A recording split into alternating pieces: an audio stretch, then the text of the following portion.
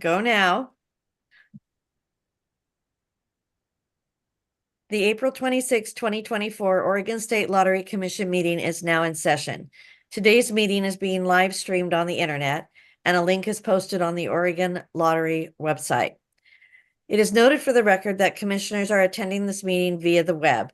Commissioner Patel is excused, and a quorum of commissioners is present for today's meeting. Will the clerk please call the roll? Commissioner Ramirez, Here. Commissioner Weller, Here. Commissioner Wilcox, Here. Chair Satthoff. Here. Will the clerk please inform the commission of any guests that have joined today's meeting? Yes, we had Nate Carter from DOJ, but it appears there he is. He's here. Okay. And is that it? Yes, that's all. Sorry. Thank you. Members of the public had the opportunity to provide written public comments to the commission for this meeting.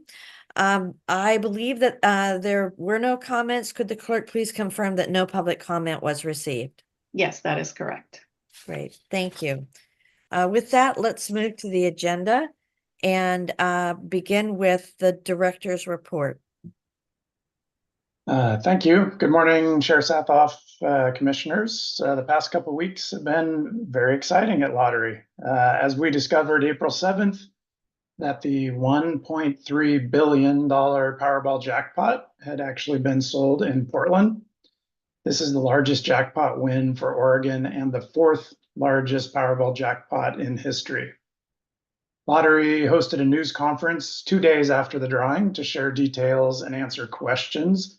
This event was well attended by all the major media outlets in Portland. We met reporters outside the Plaid Pantry in Northeast Portland, where the ticket had been sold, and allowed media to ask questions and speak with the store president about their exciting win. Thanks to the sales from the run-up of this jackpot, which began January 2nd, we will transfer approximately $7.6 million back to the state. The state economist expects taxes collected on the win to influence the next kicker rebate.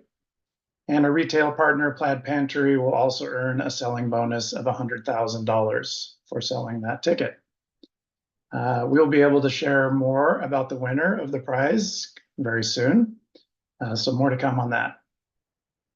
I also wanted to take a moment to thank all of our staff who have been very busy supporting this special event, specifically player services and our finance staff who have worked through the prize payment details of this unique event. There's a lot to manage in the background for a prize of this size, and so it's taken a little extra work. Also, our marketing team, who has been able to quickly support a number of media events. And I owe special thanks to Melanie Massaros, Matt Shelby, and our entire communications team, who have handled hundreds of media inquiries, planned and led press events, and have been our primary communications conduit to the winner. So thank them all for their hard work. This has been very exciting, but has also taken a lot of time and extra effort to ensure that this rolls out well and continues to move smoothly. So thank you to the team for all that. Oregon Lottery recently hosted a team from Washington Lottery to share best practices on topics such as merchandising, winner awareness, and other retail strategies. The staff from Washington spent about 3 hours at Salem headquarters, meeting with our staff. Another topic for discussion was their Department of Imagination store, which opened in North Town Mall in Spokane, that serves as both a retail store and a claim center. A group of Oregon staff is planning to head to Washington later in 2025 to visit the Department of Imagination and continue the conversation and collaboration. I'm going to skip our sales update as we're going to get a more in-depth report later in the agenda from the team. So I'm going to skip over that and have a few winner stories. Leslie C. kept a stack of tickets she purchased for draw games in a Tupperware container. Only she didn't think to check it until seeing the $1 billion Powerball winner making headlines. It turns out Leslie was actually holding a $1 million raffle ticket in her Tupperware box. She bought the ticket at Fred Meyer in Happy Valley and plans to pay off the mortgage on her home and plans to share some with her husband who wants to buy a new truck. Kelly W. of Bend has been a Keno player since 2019, but has never won a prize like this. Kelly hit a $73,449.10 jackpot after purchasing the ticket at Butler Market South near his home. He plans to save most of the winnings. He also mentioned he enjoys playing our games to specifically support Oregon State Parks. And Karen C. of Portland decided to try Win for Life for the first time after buying other lottery games like Keno or Megabucks. Maybe it was beginner's luck, but to her surprise, the ticket turned out to be a $10,000 winner.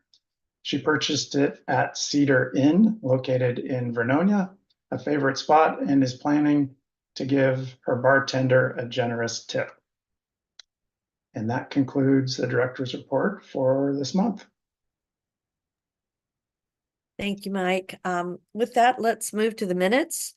The minutes of the previous commission meeting have been circulated to the commission in advance of today's meeting. If there are no changes to the minutes, is there a motion to approve? I move that the minutes of the Oregon State Lottery Commission meeting held on March 27th, 2024 be approved as final as presented today. Do Second, I have a second? second, Will the clerk please call the roll? Commissioner Ramirez, Aye.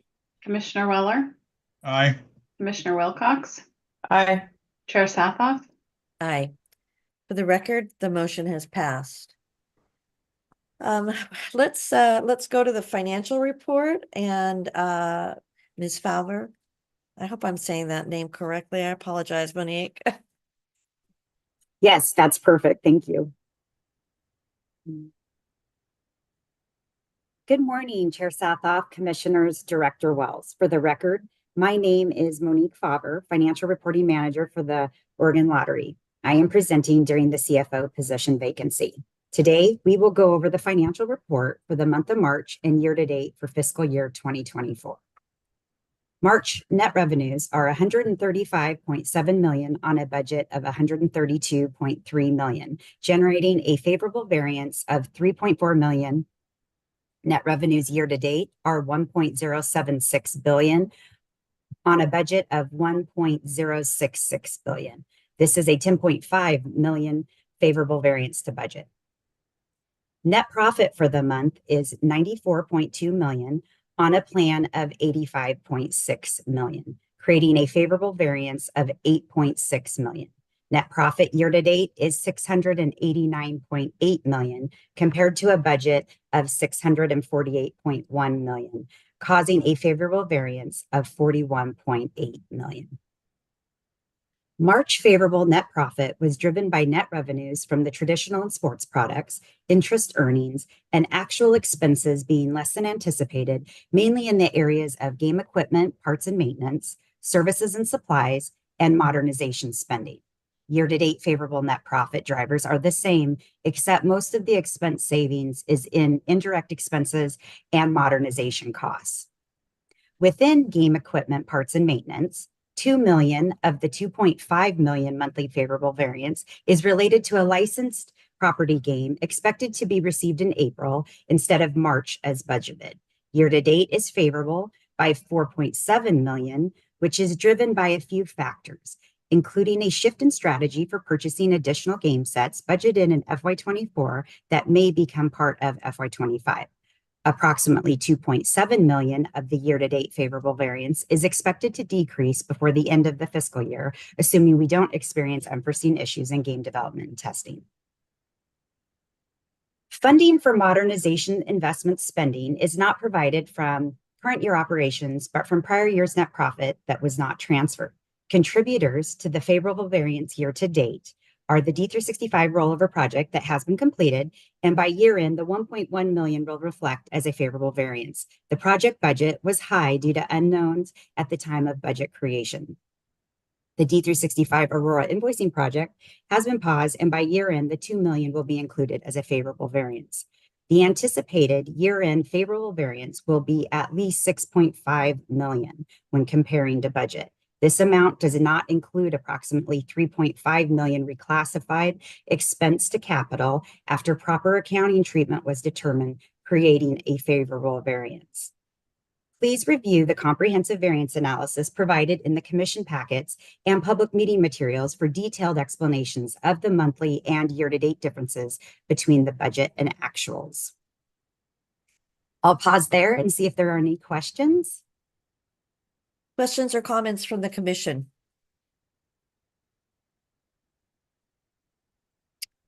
Monique, I have one that I'm trying to, I think based on all of it together, I see some pretty significant decrease or underspending for professional services.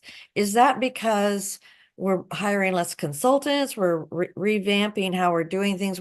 What's causing the decrease there? Just out of curiosity. Yes, and that's kind of something we are seeing monthly. There's several factors involved there. So we have, I think the biggest thing is delays there's portions of it where we have underspend in areas around contracting that's taking longer than planned. There have been initiatives and other programs and projects that there may be a shift in strategy so that there's also delays or, like I say, change in priorities. Those, I would say, are the biggest causes of that. And more of that is also explained in that variance analysis that will provide additional detail to help you too. Yeah, that's where I saw the mention of consulting services. Yeah. Okay. All right. Any other questions or comments from the commission? Chair Satoff, if I may. I just want to thank Monique and her crew. This is very well done. I've been obviously watching the financial area since my appointment to the board, whenever last October. And I don't know if it's improvements in the way things are being presented or if my little pea brain is finally wrapping itself around some of this stuff, but I appreciate the detailed information that you are putting out monthly. It's very helpful for someone like me. Thank you. You're welcome. Thank you for that feedback. Do you have more for us, Monique, before we move on? Yes, just also offering the balance sheet, and then of course, because it's quarter end, the other quarterly reports for your consideration, in case there's any questions or comments there. Hearing no further questions or comments, should we go to the motion? I move that the Oregon State Lottery financial statements for month ended March 31, 2024 be approved for the record as presented today. Do I have a second? Second. Will the clerk please call the roll? Commissioner Ramirez, Aye. Commissioner Weller, Aye. Commissioner Wilcox, Aye. Chair Satoff. Aye. For the record, the motion has passed. Thank you. Monique, is there anything further you want to talk to us about in the financial materials? No, I'm good on my end. Thank you so much. Okay. All right.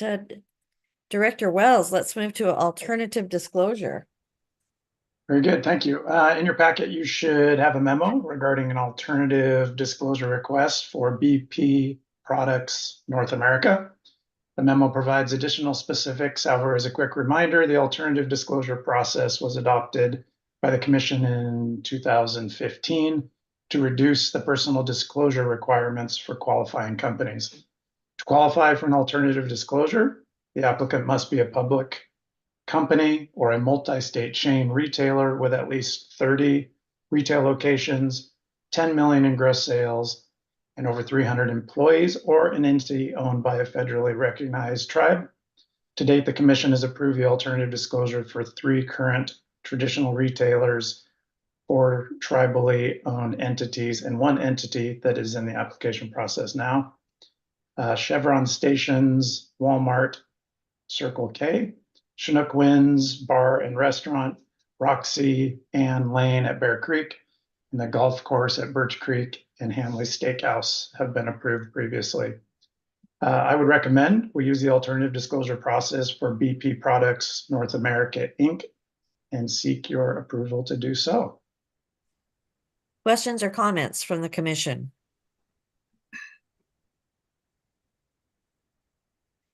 Mike, I am curious, when we first started this, there were multiple motivations, I should say. Tribal concerns, but there were also questions about throwing up barriers to possibly some very good potential retailers for us. I'm wondering if I didn't ask for this ahead of time, so just, I guess, a gut reaction. Do you think this rule has helped us with those issues that we were having? Yes, definitely. One of the biggest concerns when you get into these multi-state companies or these large corporate entities, some of our financial requirements that are part of that disclosure process become very difficult for CEOs of these companies, or boards are reluctant at times to participate in those processes, which was causing issues. So this has definitely streamlined the process. It's made it easier on our retail contracts group to get through these processes quicker. Still with enough certainty that these are stable organizations, good businesses to be partners with. So I think this has been a great help for us, and I think it's something we should continue to use. Thanks. I was just curious as to your views. It feels to me like it's been working. It certainly isn't being overused. So probably just the right appropriate approach. But Yes, I would agree. okay. Unless there are any other questions or comments, is there a motion to approve the alternative disclosure process for BP Products North America, Inc.? I move that the Oregon State Lottery Commission approve the alternative disclosure process, waiving the personal disclosure requirements for BP Products North America, Inc., as presented today. Do I have a second? Second. Will the clerk please call the roll? Commissioner Ramirez, Aye. Commissioner Weller, Aye. Commissioner Wilcox, Aye. Chair Safa. Aye. For the record, the motion has passed. Thank you. And next we'll hear from the staff on staff updates. I think that's Jen Badger, Saw Richards, and Carrie Hemphill.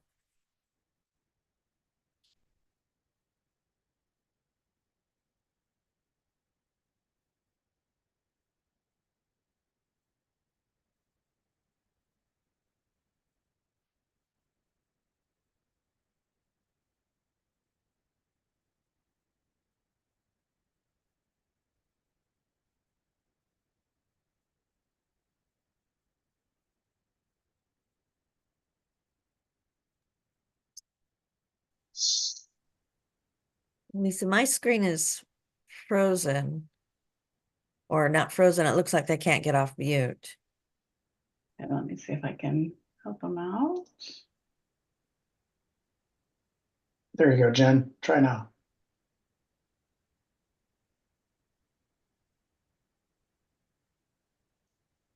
Huh.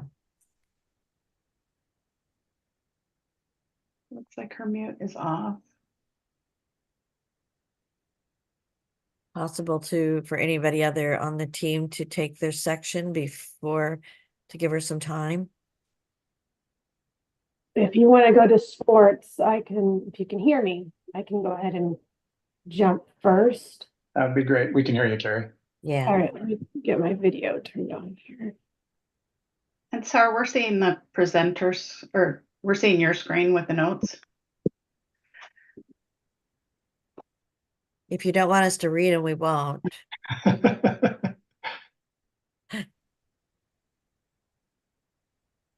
don't actually remember what's on the notes, so Maybe not.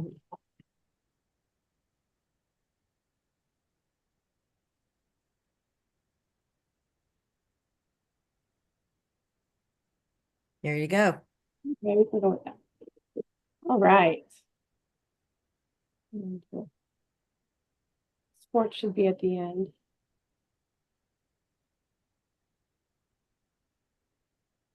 There we go. All right.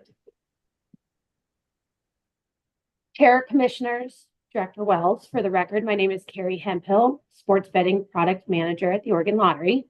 I am here today to give you the sports betting product update for the last quarter. So Q3 of 2024 experienced a slight drop in volume when compared to Q2. This is expected as football winded down at the end of February, with Super Bowl being the last event taking place in the quarter. But comparing it to last year of Q3, we continue the trend of solid year-over-year growth as our unique active players, or the number of unique users coming in and engaging and at least placing one wager within the quarter, was up 29%. So these additional customers coming in have pushed increases in all of our significant categories for sports.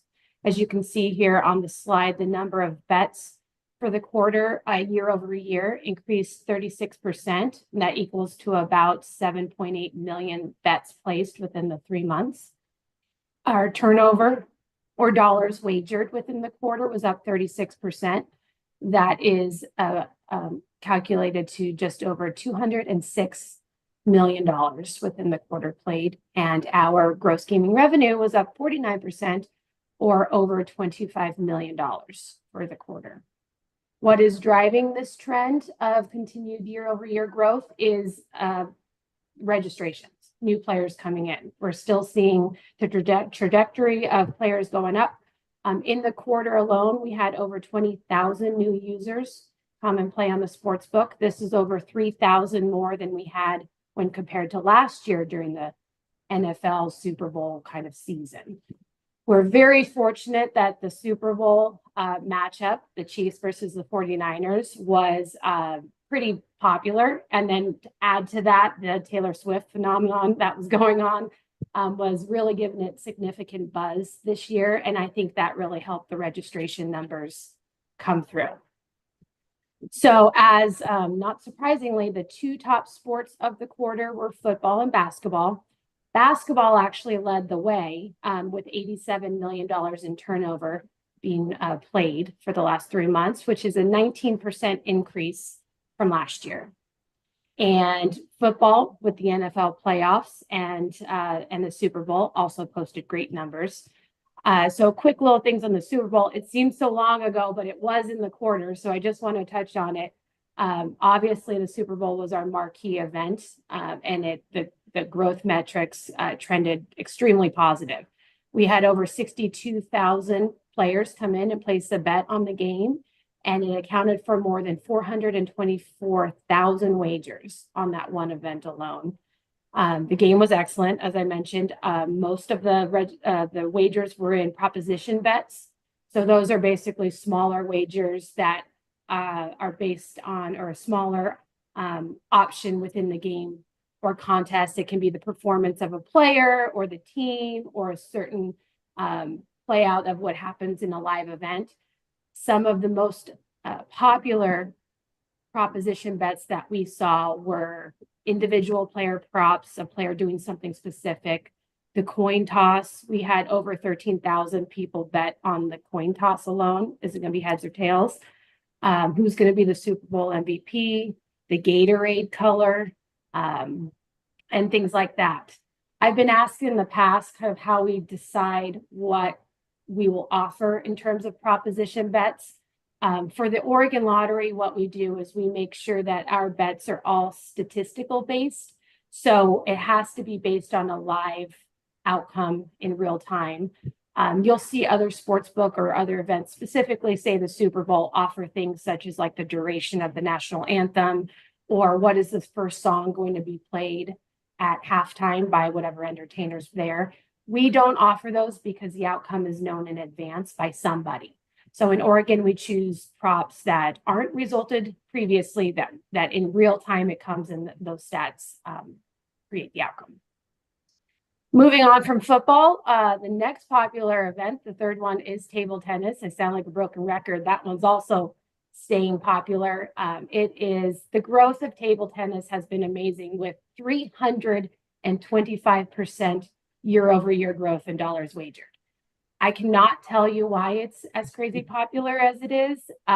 It's not just Oregon, it's across the board. The sport is extremely popular. It's all straight bets, meaning mostly 98% straight bets, which means no parlays attached to it. They're just live bets during the actual match while it's going on, and people love it. So table tennis continues to grow. And then we've had lots of other sports throughout the quarter: soccer, tennis, ice hockey, MMA, golf, all those kind of things going on.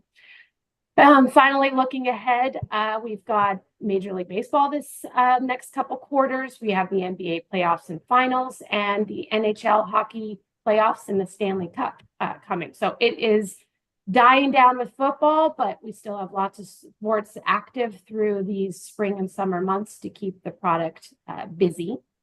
And at the very end of your slide, just because they're always kind of fun to throw on there, I added some winner stories. We had a Wilsonville customer spent $20 on a wager, and it was a 5-leg parlay, had to win all 5 legs, and this customer did, to collect over $9,000. And another one, we had a Salem customer wager $100 on a 7-leg parlay for NBA and collected over $15,000. That is my sports betting recap for the quarter. Questions or comments on sports betting from the commission? I just have a couple. So, a lot of the growth is driven by new players, and so it's part of just being new, right? That it's just started.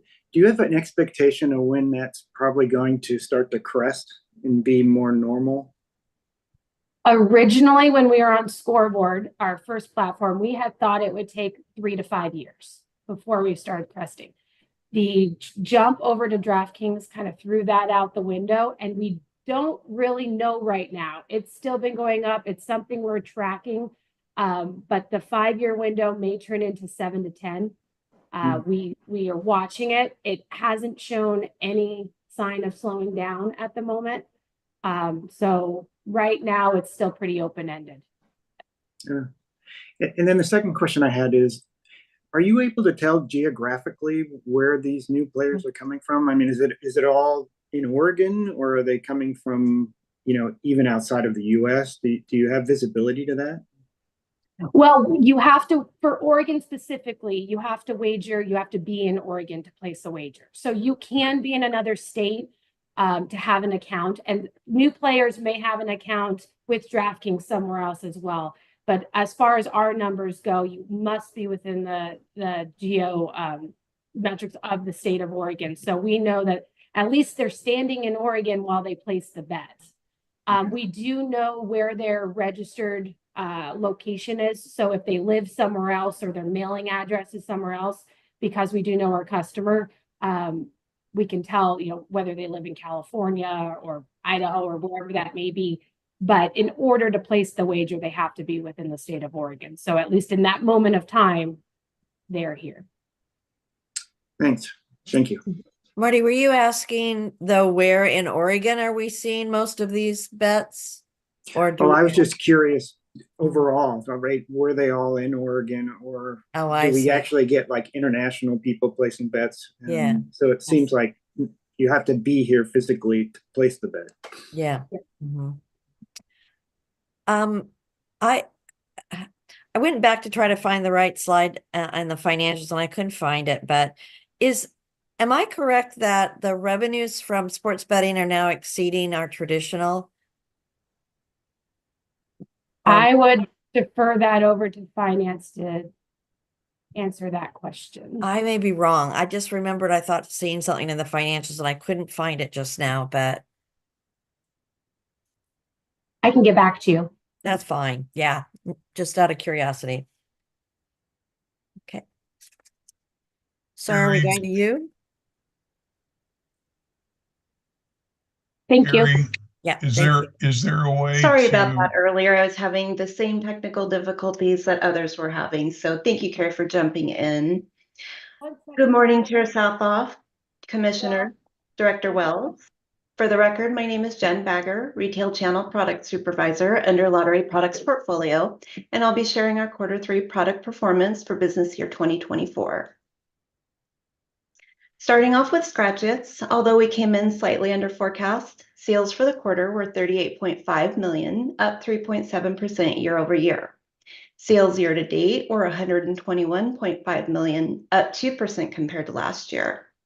I did want to note in January, much of our state experienced a severe winter storm extending over a 12-day period in some places and included a 3-day weekend.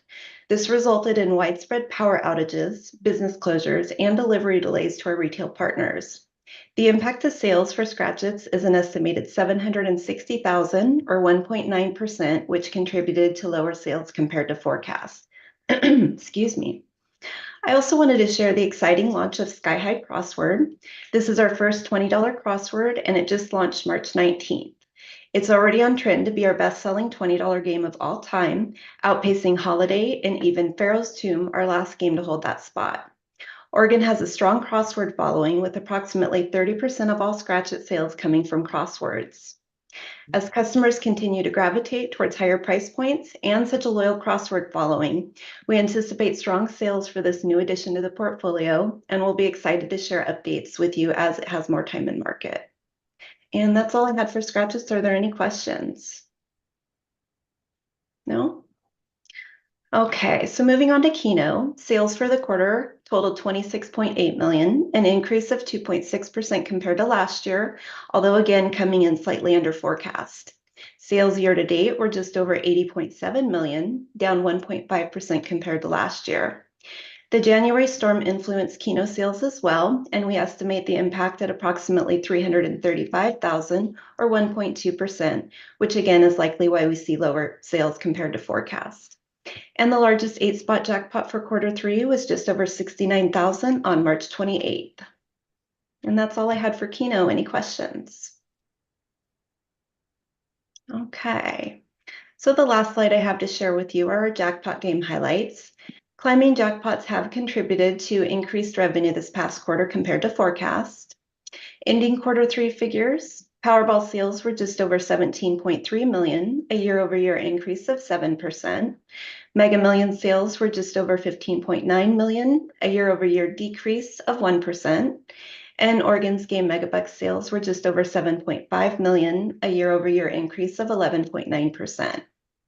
Q3 sales totaled $40.8 million, a year-over-year increase of 4.7%. And year-to-date sales were just over $152.8 million, a 13.7% compared to last year. Jackpot games were also impacted by the winter storm, estimated at approximately $345,000 or 1.9% across the 3 games. Top jackpots for the quarter, Mega Millions had a $1.13 billion jackpot on March 26. Oregon's Game Megabucks had an $8.4 million jackpot on January 24th. And Powerball had an $842 million jackpot on January 1st.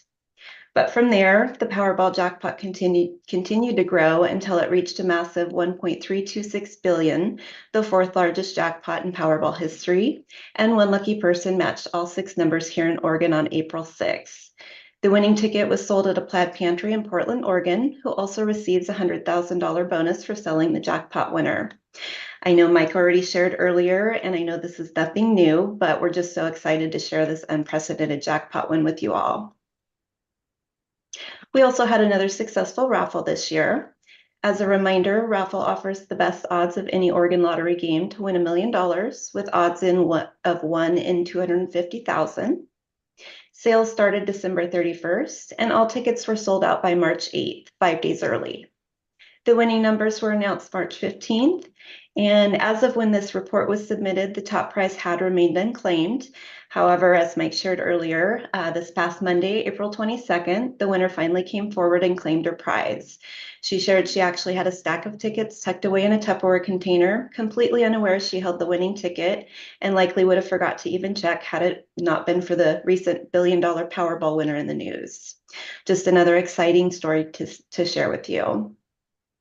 And that's all I had for you today. Are there any questions? Questions or comments from the commission? As a commissioner, I'm just really excited to see these big wins in Oregon, to the point of getting national exposure as I looked at the evening news. So Absolutely. It was so exciting. some cool, really cool things for obviously these people that are playing games, but for the Oregon Lottery and its employees as well. Good work. Thank you. Jen, Director Wells indicated that this unique experience of the $1 billion winner in Oregon, put quite a bit of the staff in new territory, and they did an excellent job to handle all of the events, not only adequately but very well. My question is there a way we can do something such that the staff is better prepared? Can we have more of those $1 billion jackpots won in Oregon, please? Absolutely. I will try to do that for you. But yeah, I like Mike shared, unprecedented win, and we would love to see that again. But yeah, no promises. Thanks, Jen. Thank you. We move to video.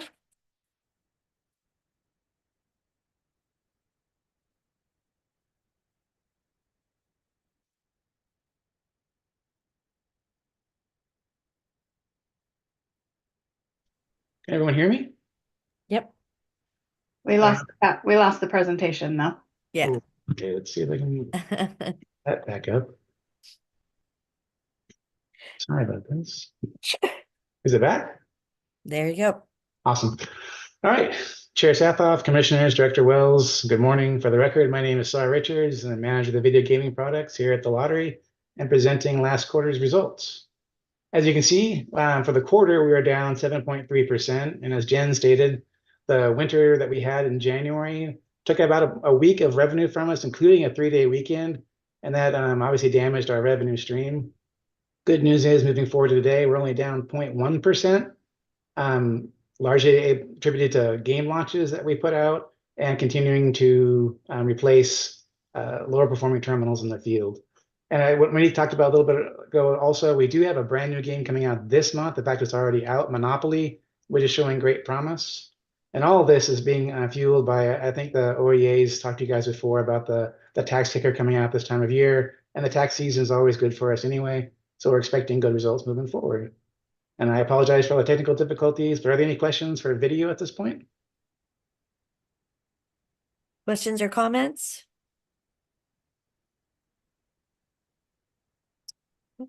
Cool. Go ahead. All right. Well, I know I have to carry it, but okay. I'm sorry. I didn't mean to interrupt you. Go ahead. No, I was gonna say I normally have to carry it, but she went first, so nothing else. right. I'll share. Thank you very much. At this point in the agenda, I'll just open it up and ask if the commissioners have any other communications or business they'd like to raise.